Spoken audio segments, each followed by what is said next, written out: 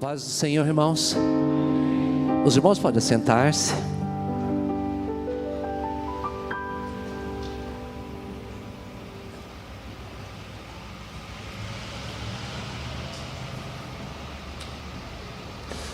Uma bênção muito grande estar aqui com os irmãos, amém?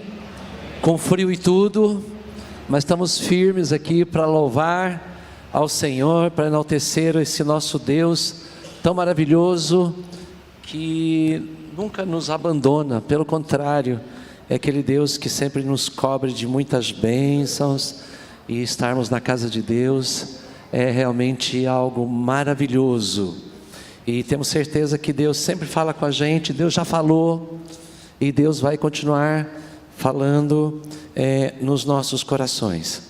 Irmãos, essa semana que vem, eu tenho um compromisso, uma reunião lá no Espaço Promessa, na cidade de Cosmópolis, de segunda a quinta-feira. Eu vou estar ausente, mas os presbíteros, temos aí os irmãos que vão estar de plantão para qualquer emergência aí, o pastor Adailton, e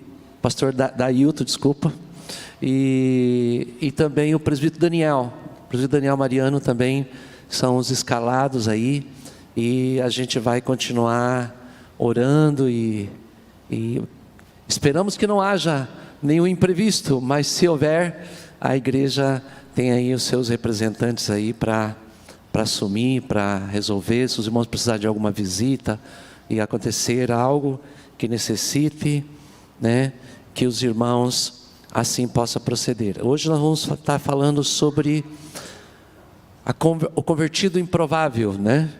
E você pode abrir a Bíblia em Atos 9, de 1 a 30, deixar ele aberto aí para que Deus fale com você nesse texto.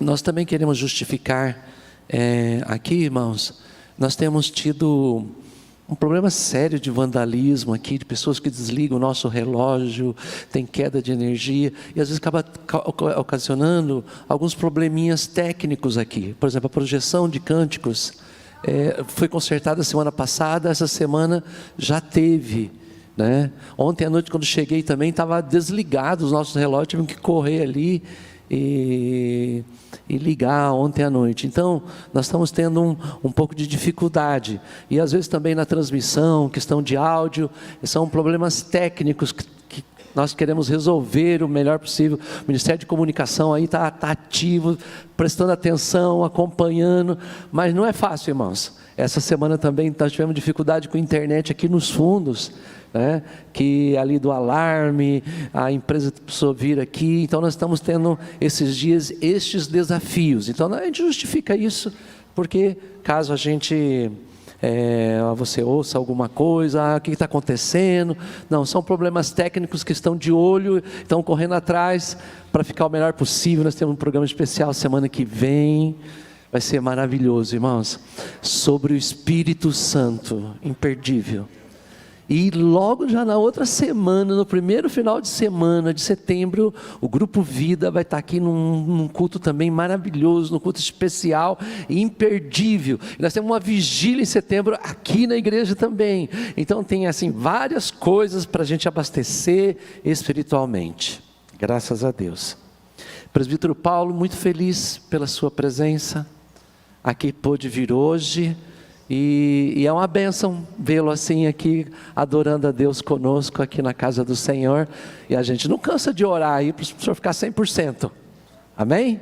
Glória a Deus, graças a Deus. Por falar assim em oração, irmãos, Deus sempre responde às nossas orações. O pequeno grupo da semana foi muito importante. Irmãos, Deus acrescentou 2 meses, exato, né, daquele momento da vida da Alexia, que quando o médico desenganou, deu 2 horas, e Deus teve a misericórdia e acrescentou 2 meses, mas ela dormiu em Cristo, e o PG, o pequeno grupo, acompanhou já na quinta noite, ontem também, outros irmãos. Irmãos, são num momento de dor, assim, que a gente conhece os irmãos. Eu sei que muita gente queria estar e não pôde estar, mas orem mesmo. Nós vamos fazer uma oração especial agora pela Carol e o Tiago, que Deus, irmãos, aconteceu, né, de dormir em Cristo, de haver o sepultamento, mas a gente sabe o quanto demora essa cura emocional, principalmente para quem perde um filho, né? Então nós vamos estar orando. Eu queria também que nós colocássemos também já nessa oração a vida da irmã Nália. A vida da irmã Nália, ela teve um AVC essa semana também, estava na Santa Casa, na UTI da Santa Casa, e ela foi transferida para o hospital universitário lá no Alto da 15. Então, mas que a gente continue orando por ela. A família tem mantido contato, dando notícia, a gente também tem, na medida do possível, tem ido lá, orado, e eu queria contar com a oração de vocês agora, já na abertura do nosso culto, antes da meditação. Vamos fazer essas orações, irmãos?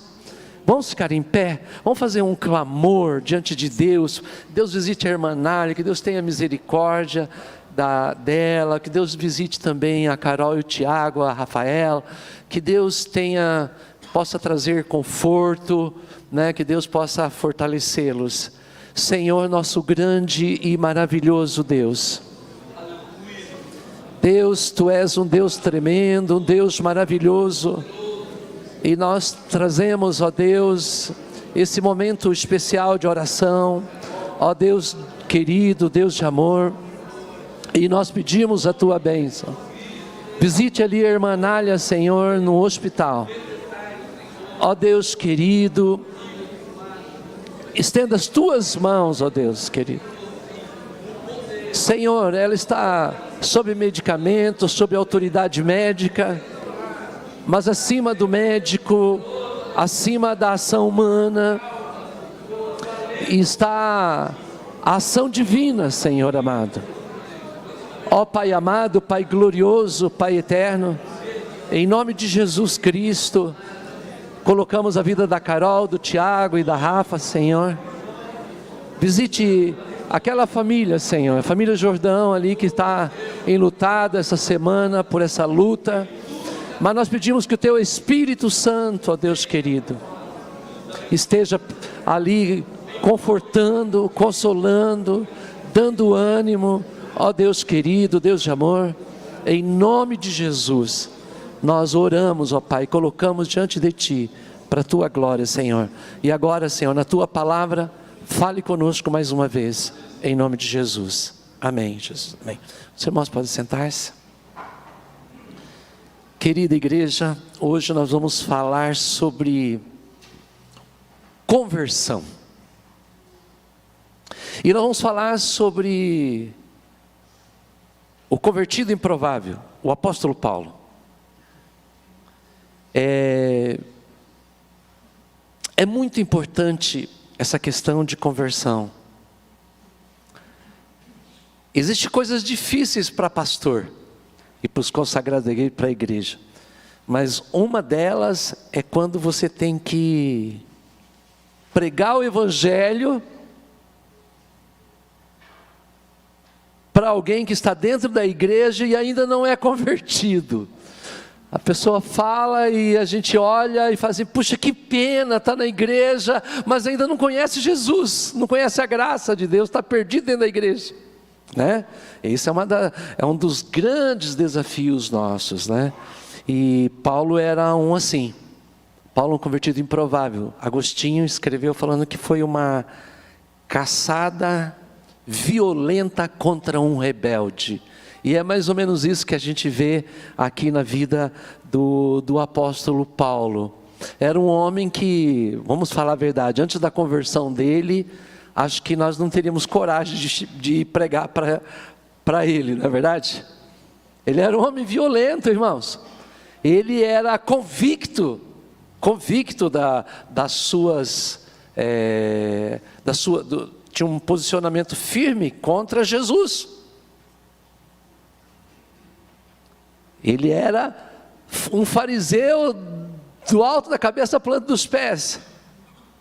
extremamente orgulhoso, um religioso não convertido. Pode isso, irmãos?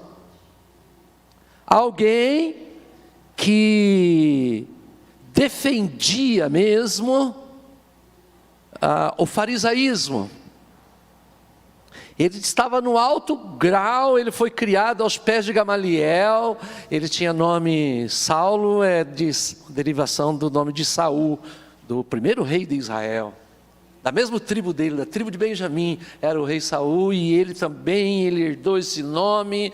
Ele foi criado, morava na cidade de Tarso, a sua infância foi lá, junto com os pais, mas quando começou a ser discipulado, ele mudou para Jerusalém, e lá ele foi treinado por Gamaliel, um dos maiores expoentes. Havia uma escola rabínica chamada de Hillel, que é o avô de Gamaliel, aliás, o pai de Gamaliel, e Gamaliel era o mestre, era um homem, né? Nós já até estudamos uma mensagem dele, que ele deu um conselho dentro do Sinédrio, para você ter um posicionamento que era, vamos assim, na nossa linguagem, que o STF lá de Israel, e esse homem tinha cadeira cativa lá dentro, e Saulo também era, tanto que Estevão, nós estudamos a morte de Estevão, e quem protegeu as pessoas que apedrejaram Estevão foi Saulo.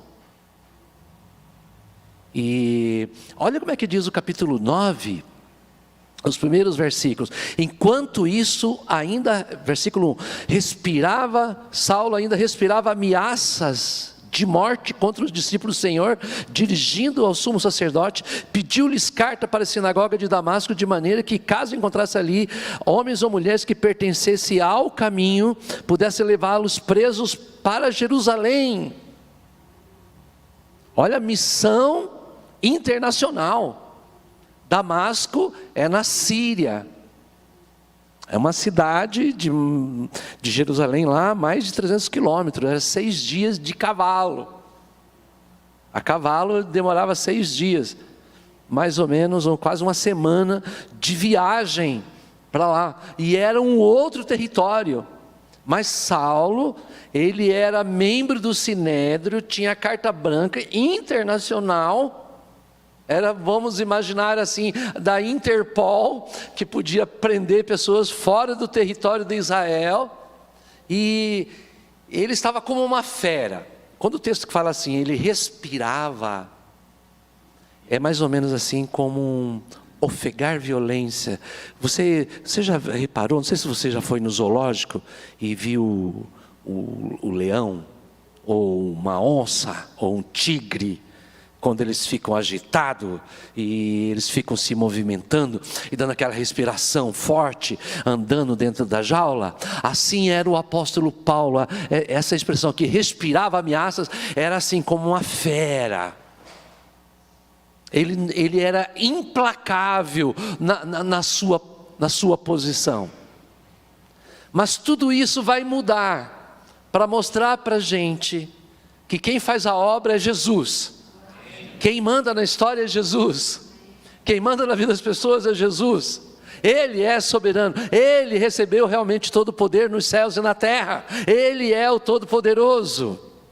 Então, Saulo ameaçava, e aí ele pediu cartas para a sinagoga de Damasco, e se encontrasse alguém do caminho. Você já prestou atenção aí? Se não, você pode reparar que a palavra caminho está com C maiúsculo.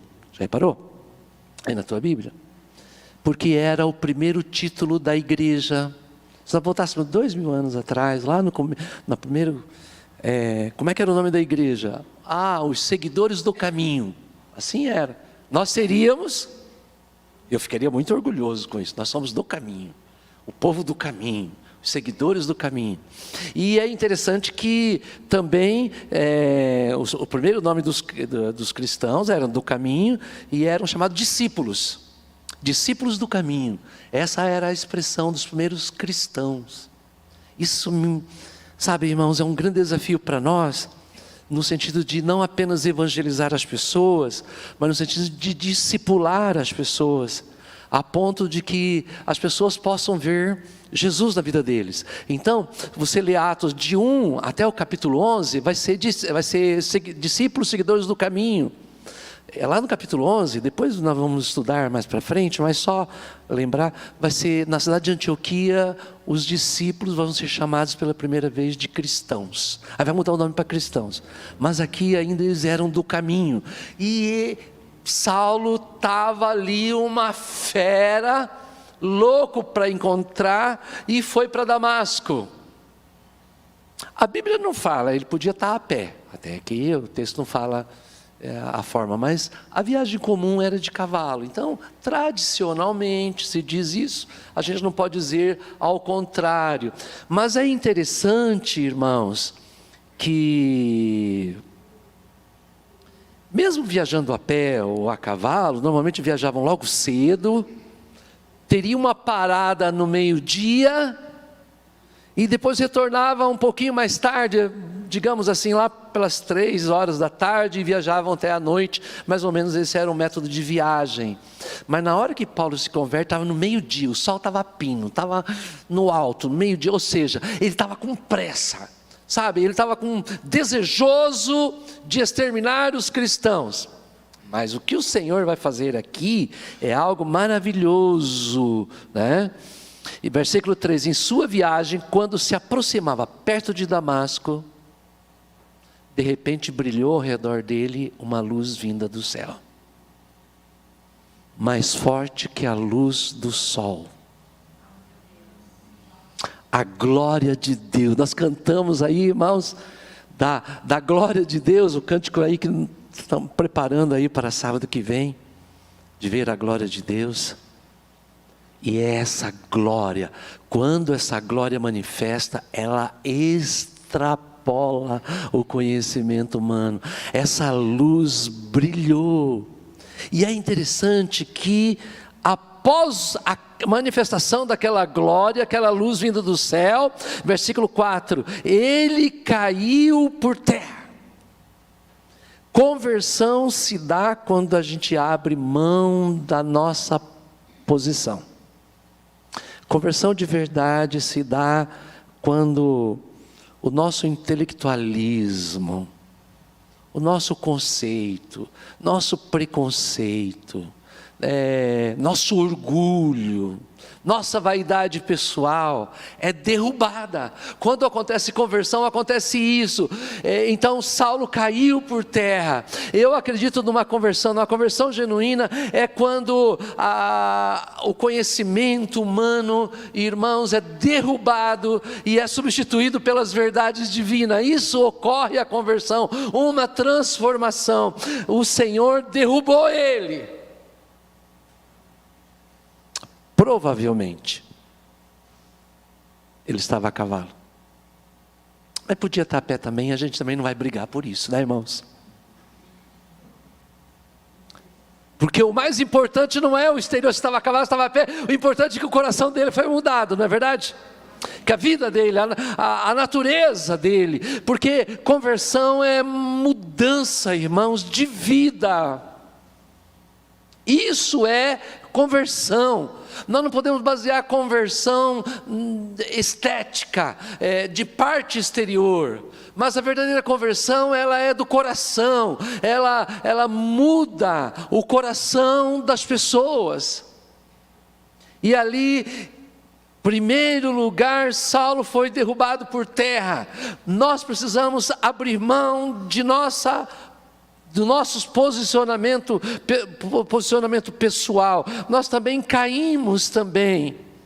E naquele dia, ele quando caiu, ele ouviu uma voz do céu que chamava ele: Saulo, Saulo, por que você me persegue? Porque conversão é um relacionamento pessoal com Deus. Conversão não é uma experiência coletiva. Na Idade Média havia as cruzadas, onde os povos que se diziam cristãos conquistavam outros povos, então toda aquela nação virava, se convertia. Quando a gente lê a história, infelizmente houve conversão assim, à força. Mas a verdadeira conversão não é na força humana, é na força do Espírito Santo, é no poder de Deus, é na graça de Deus, é no amor de Deus. Naquele dia, Saulo foi atropelado pela graça de Deus, foi atropelado pelo amor de Deus, foi atropelado pela bondade de Deus. E aí veio aquela voz pessoal, porque a conversão ela é pessoal, nós nos sentimos, quando ocorre a conversão, nós nos sentimos num relacionamento pessoal com Deus. Embora existir bilhões de pessoas, a gente percebe claramente o cuidado de Deus com detalhes da nossa vida. E Deus se preocupa sim com detalhes da nossa vida, detalhes pessoais. Deus cuida de nós. Se nós soubéssemos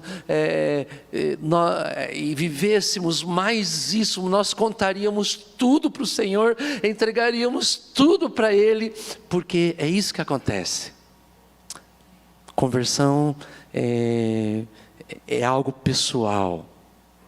Se você quiser, a gente usa várias ilustrações para isso. O rolo compressor da graça que passa. A gente é atropelado.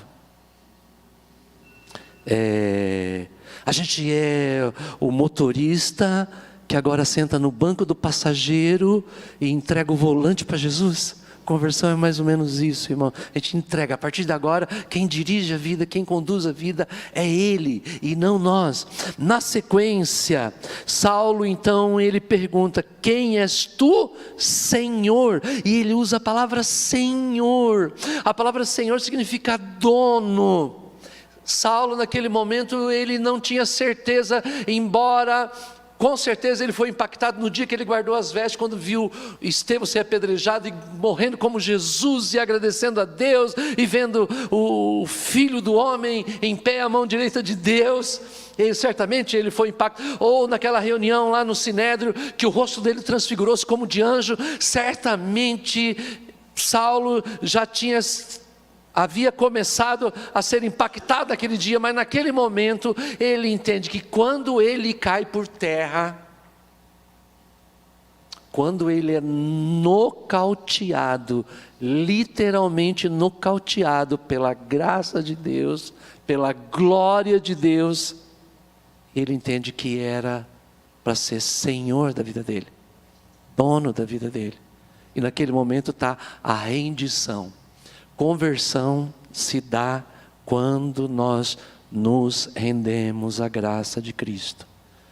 Só tu tens palavras de vida eterna. Eu desejo, Senhor, estar na tua presença. Eu abro mão de mim mesmo. Senhor, eu entrego a minha vida, a minha casa, a minha família. A última palavra é sua. Quando a gente faz esse tipo de oração, isso é mudança de vida, isso é rendição, isso é o entendimento que Jesus é o Senhor da nossa vida. Mas ele queria ouvir quem era que havia derrubado ele, porque agora ele estava cego. Porque agora ele era obrigado a olhar para dentro dele.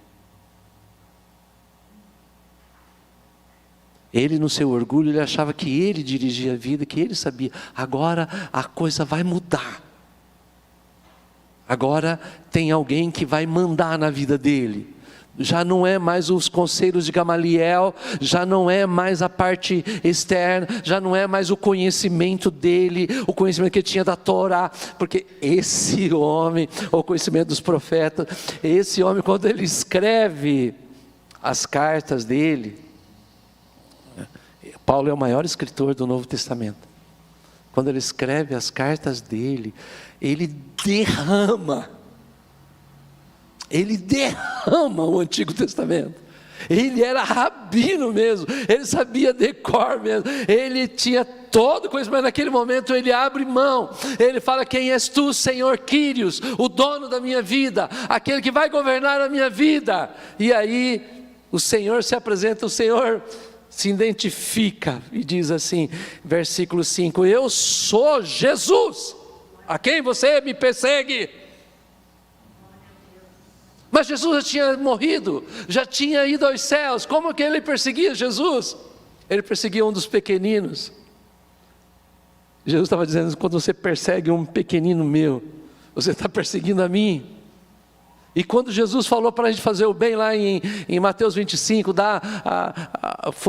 estive doente, você foi me ver, estive enfermo, estive preso, estive nu e você me vestiu, estava com fome, você me deu de comer. Ele também fala assim: quando você fez a um dos meus pequeninos, a mim você fez. Então, irmãos, nós temos que realmente amar como Jesus amou, saber que nós somos de Cristo, e saber que se alguém tocar em nós, está tocando em Jesus também, amém, irmãos? É isso que Jesus falou, eu sou Jesus, eu sou o Filho de Deus, a quem você está perseguindo, a quem você está lutando, a quem você persegue. Agora, se Jesus é Senhor da vida dele, levanta, versículo 6, entra na cidade, alguém dirá o que você deve fazer. Alguém vai conduzir você, não é você mais que vai conduzir a tua vida. Você vai precisar de outras pessoas que vai te segurar pela mão. E ele vai precisar de outras pessoas. Sabe por quê? Porque na igreja nós somos interdependentes. Nós dependemos uns dos outros. E Deus faz isso para que a gente precise realmente uns dos outros. Para que a gente possa ajudar uns aos outros. Então, naquele momento aqui, irmãos, na continuação, versículo 7, os homens que viajavam com Saulo pararam emudecidos, ouviam a voz, mas não via ninguém. Saulo levantou-se do chão e, abrindo os olhos, não conseguia ver nada, e os homens o levaram pela mão até Damasco. E agora ele já entra no reino de Deus, já é conquistado no reino de Deus em jejum. Olha só, e versículo 9, por 3 dias ele estava cego e não comeu e não bebeu. Ele olhava para dentro dele, com certeza ele avaliou todo o conhecimento dele. Agora ele precisava de Deus, agora ele precisava de Jesus. Agora o orgulho dele cai por terra. O da tribo de Benjamim, circuncidado ao 8º dia, fariseu dos fariseus, acabou tudo. Agora ele era de Cristo, agora ele foi capturado, agora o animal feroz foi preso, foi conquistado pela graça de Deus. Irmãos, nós temos que acreditar em conversão das pessoas. Uma vez numa das igrejas em que eu pastoreei, em que tive a oportunidade de colaborar com Jesus, porque na verdade o sumo pastor é ele, tá, irmãos? O verdadeiro pastor da igreja é Jesus, viu? É ele que pastoreia a tua vida, glória a Deus. Mas Deus ainda dá uma chancezinha às vezes para a gente, né? E comecei a dar estudo bíblico para uma senhora, uma vida vindo das drogas, a cartilagem do nariz dela por dentro já não existia mais, consumido pela droga. O esposo preso, e começamos a dar um estudo bíblico na casa dessa senhora. Aí deu um dia, fui visitar uma outra irmã, uma irmã da igreja, falou assim: pastor, a Tereza não tem jeito de ser crente não, pastor, eu conheço ela desde moça, pastor, a vida torta, sempre foi drogada, pastor, não vai converter. Ainda bem que eu não ouvi a irmã, porque Jesus mudou a vida da irmã Tereza, amém, irmãos? Ela veio para a igreja, foi batizada, teve o coração e a vida mudada, glória a Deus. E um dia nós estávamos na igreja, no dia 31 de dezembro, celebrando a Deus, e de repente entra no meio da igreja o esposo que estava preso, alcançou liberdade no dia 31 de dezembro, e entrou na igreja, e a igreja toda chorou, e eu tive a alegria de batizar ela, e batizar o esposo dela, glória a Deus, são servos do Senhor Jesus. Deus muda, amém, irmãos? Aquilo que nós não podemos fazer, o Senhor muda. Eu gostaria que você fosse pensando em algumas pessoas que talvez você ache assim, é difícil essa pessoa se converter. Pode ser parente teu, amigo teu, colega teu. Depois nós vamos orar, vamos colocar diante de Deus, porque esses convertidos improváveis poderão ser instrumentos nas mãos do Senhor. Glória a Deus. Versículo 10, em Damasco havia um discípulo chamado Ananias. O Senhor o chamou numa visão, Ananias, e disse: eis-me aqui, respondeu ele. O Senhor lhe disse: vá à casa de Judas, na rua chamada direita. A gente costuma brincar, né? Saulo saiu do caminho torto e agora foi para a rua direita. Ele estava lá na rua direita, é a rua principal de Damasco, até hoje, irmãos. Eu ainda tenho um sonho ainda, quem sabe um dia fazer uma viagem, conhecer as igrejas nas ilhas gregas e conhecer Damasco lá na Síria e ver essa rua direita, que tem até hoje as ruínas da casa do apóstolo Paulo. Eu não conheço não, mas tenho essa vontade, né? Na rua direita, é a rua principal de Damasco. Ele estava lá, na casa de Judas, e um homem chamado Saulo, e o versículo 11 fala assim: e ele está orando, glória a Deus, olhando para dentro dele, ele está orando, a conversão dele, ele está fazendo aquilo que era mais sagrado, mais precioso, irmãos, na nossa vida, que é um grande desafio da nossa vida, é viver uma vida de oração, de entrega, de colocar detalhes nas mãos do Senhor. Saulo estava orando, mas olha Ananias naquele momento disse assim, e Jesus continua falando no versículo 12: numa visão viu um homem chamado Ananias chegar e impor-lhe as mãos para que voltasse a ver. Jesus é maravilhoso, já mostrou para Saulo, ele está orando, e já mostrou que é você mesmo, Ananias. E já sabe, Saulo lá já pelo Espírito Santo já sabe até quem é que vai orar por ele, qual que é o nome dele. E Ananias: Senhor, versículo 13, tenho ouvido muito a respeito desse homem, de todo o mal que ele tem feito aos santos de Jerusalém. Ele chegou com autorização do chefe dos sacerdotes para prender todos que invocam o seu nome. Saulo estava com tanta pressa de prender as pessoas, a notícia que ele estava vindo para prender já tinha chegado primeiro, né? Ananias já sabia, né?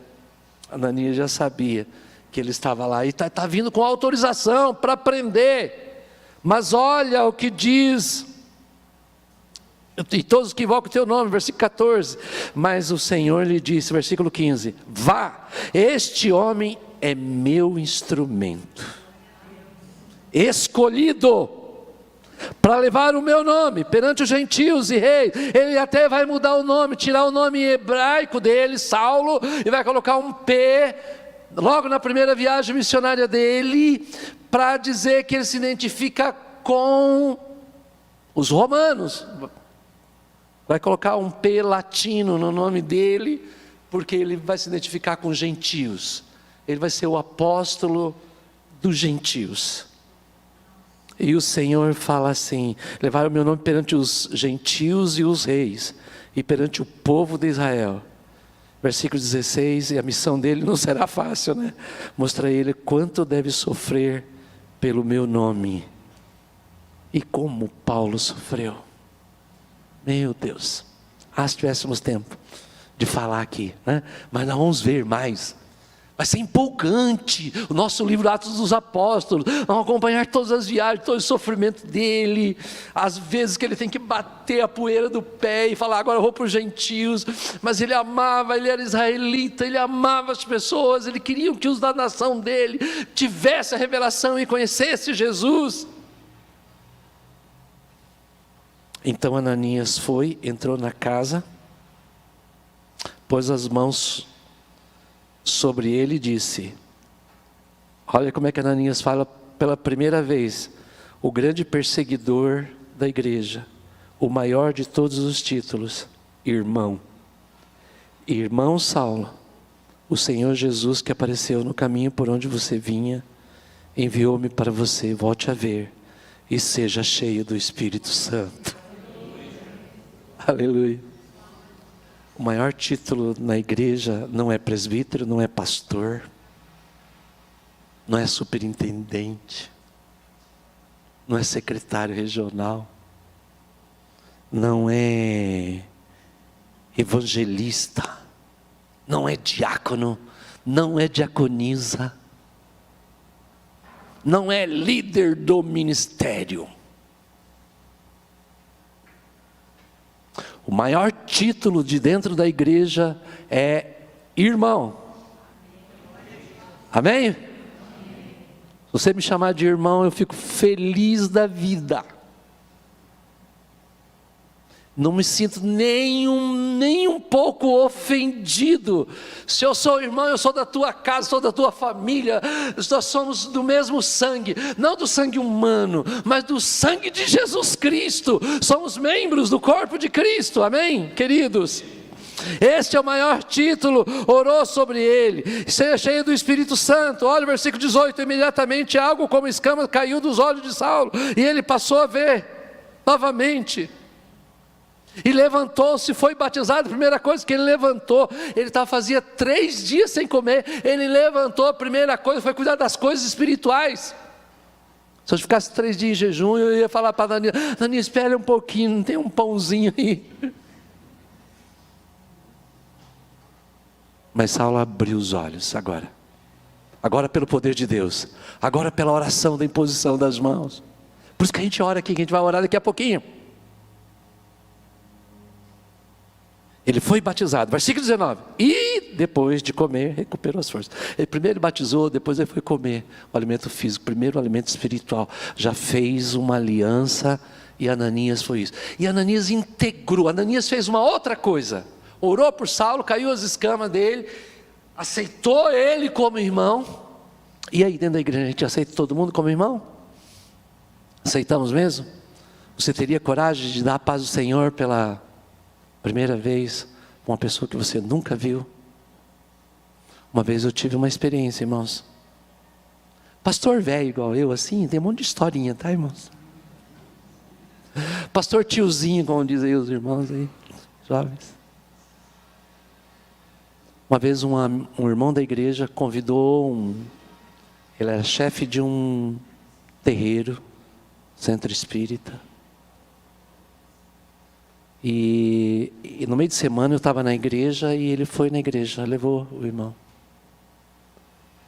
E naquele dia, mas só que eu não sabia quem era. Depois eu tive a oportunidade de evangelizar. Tiramos da casa dele, tinha uma construção no fundo da casa dele, que chamava Toca do Lobo. Só para você ter uma ideia como é que era o negócio. Sacos pretos, tinham 17 sacos pretos de ídolos que ele tinha no fundo, esse irmão veio para a igreja e converteu. Mas naquele dia, o irmão Moacir trouxe ele. Eu disse, paz do Senhor, irmão Moacir. Ele falou assim, esse aqui é esse outro irmão aqui que está do lado aqui, que trouxe para conversar com o senhor. Eu disse, a paz do Senhor, irmão. Depois ele falou assim, poxa vida, quando o pastor me deu a paz do Senhor, me chamou de irmão, e eu vivendo numa vida terrível, dentro da casa dele tinha nuvens escuras, pretas, irmãos, era algo terrível. Vivia realmente no mundo preso, numa situação terrível. Mas naquele dia Deus me inspirou e eu não fiz acepção, porque nós não podemos fazer acepção, irmão, quando tem alguém na igreja. A paz do Senhor, irmão, paz do Senhor, tudo bem? Paz do Senhor, paz do Senhor, tudo bem. Não, irmão, dá paz do Senhor para todo mundo, e chama de irmão e de irmã, sem preconceito, amém, irmãos? Foi assim que Ananias fez com Saulo. Saulo batizou, glória a Deus. Saulo passou vários dias com os discípulos em Damasco, e versículo 20, logo começou a pregar nas sinagogas que Jesus é o Filho de Deus, aleluia. As pessoas ficaram confusas, mas Ananias integrou ele. E todos que ouviam ficaram perplexos e perguntavam, não é ele o homem que procurava destruir Jerusalém, aqueles que invocam esse nome, e não veio para cá justamente para levar os presos ao chefe dos sacerdotes? Todavia Saulo se fortalecia cada vez mais e confundia judeus que viviam em Damasco, demonstrando que Jesus é o Cristo. No versículo 23, eles queriam matá-lo. No versículo 29, falava ele aos judeus de fala grega, mas estes tentavam matá-lo. Já começou o sofrimento da vida dele. Mas lá foi Paulo, um grande servo do Senhor, para a glória de Deus.